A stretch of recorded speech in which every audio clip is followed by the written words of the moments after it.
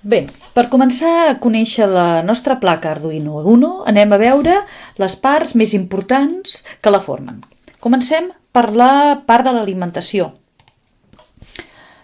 La placa Arduino porta un port d'alimentació, busqueu-lo a la vostra placa, és un port d'alimentació externa que ens permet connectar la placa a una corrent de tensió entre 7 i 12 volts de corrent continu. Al costat hi veurem un regulador de voltatge que està connectat a la sortida del port d'alimentació. Aquest regulador converteix els 7-12 volts que li arriben del port d'alimentació en 5 volts, que és la tensió amb la que treballa la placa Arduino. En la mateixa cara de la placa hi trobareu una caixeta platejada, metal·litzada, que és el connector USB. Aquest connector és molt important i té 3 funcions. Primer, permet connectar-nos a l'ordinador i programar la placa amb el programari, amb el software que nosaltres tinguem. Després, serveix per comunicar el nostre ordinador amb la placa. Per exemple, si tenim un circuit amb un sensor que està enviant dades de la placa cap a l'ordinador i a l'ordinador les guardéssim amb una variable, podríem fer una representació gràfica en el monitor de l'ordinador d'aquesta variable. I per últim, el que ens permet aquest connector USB és alimentar la placa amb 5 volts. Al costat d'aquest connector trobem un xip de comunicació que permet comunicar el microcontrolador que porta la placa amb l'ordinador. A través d'ell, les dades que arriben de l'ordinador es converteixin perquè puguin ser interpretades pel microcontrolador.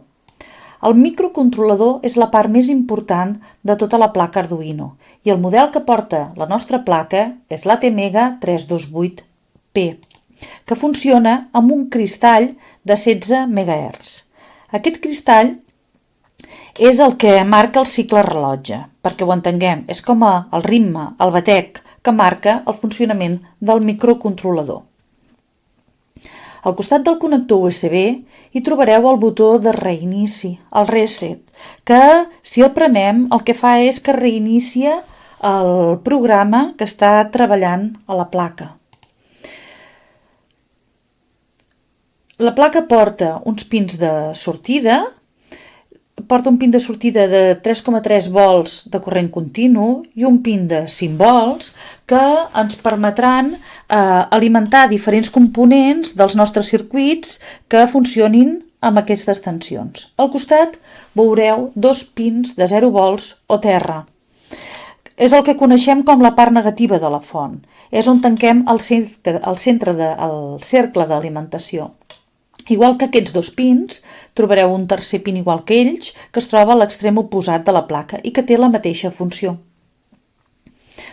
Al costat trobareu etiquetat un pin amb l'etiqueta BIN, que és el pin del voltatge d'entrada.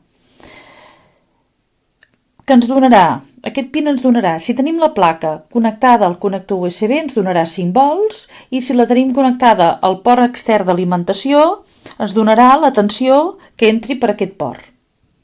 Al costat hi tenim uns pins molt importants, que són els pins analògics, que van de l'A0 a l'A5, poden funcionar com a sortida o com a entrada, permeten tenir de 0 a 5 volts i també els seus valors intermitjos, 1-2 volts, com a lectura o com a sortida cap a algun perifèric.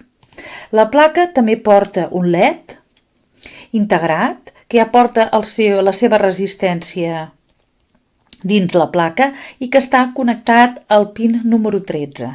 De manera que cada cop que tinguem un lògic al pin 13, aquest LED s'encendrà. En aquest extrem de la placa hi trobem els pins digitals, que van del 0 al 13. Poden funcionar tant d'entrada com de sortida.